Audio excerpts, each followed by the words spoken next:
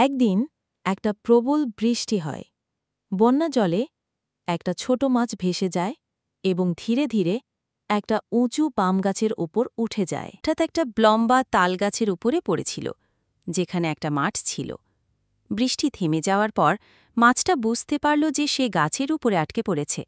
সে ভয় পেয়ে চিৎকার করে বলল, সাহায্য, সাহায্য, আমি আবার জলে ফিরে যেতে চাই। কিন্তু কেউ তার চিৎকার শুনতে পায়নি। কিছুক্ষণ পর একটা সাদা বক আকাশ দিয়ে উড়ে এলো এবং সেই তালগাছের উপর বসল। বক মাছটাকে দেখে হাসল। একটা মাছ গাছের উপরে, আজ আমার ভাগ্য খুব ভালো। সে খুব ক্ষুধার্ত ছিল এবং মাছের কান্নায় তার কোনো পরোয়া ছিল না। সে তার ঠোঁটে মাছটিকে তুলে নিয়ে তাকে গিলে খাওয়ার চেষ্টা করল, কিন্তু মাছটা চালাক ছিল। সে নিজেকে শক্ত করে ফেলল এবং বকের গলায় আটকে গেল। বক চেষ্টা করেও তাকে গিলতে পারল না বা তাকে থুথু করেও দের করতে পারল না। তখন চালাক মাছটার একটা বুদ্ধি এলো।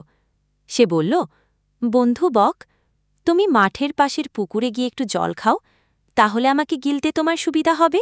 বক ভাবল এটা একটা ভালো বুদ্ধি।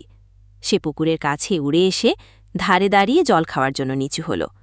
যেই না বক তার ঠোঁট খুলল আর এক চুমুক জল নিল, মাছটা তাড়াতাড়ি তার ঠোঁট থেকে বেরিয়ে গিয়ে জলে ঝাঁপ দিল। ছল ছল সে গভীর জলে সাঁতার কেটে মুচকি হাসল। বক অবাক হয়ে দুঃখে উড়ে চলে গেল। আর চালাক মাছটা, সে আবার তার নিজের বাসায় নিরাপদে ও সুখে ছিল। নীতিবাক্য: চালাক চিন্তাভাবনা তোমাকে বিপদ থেকে রক্ষা করতে পারে।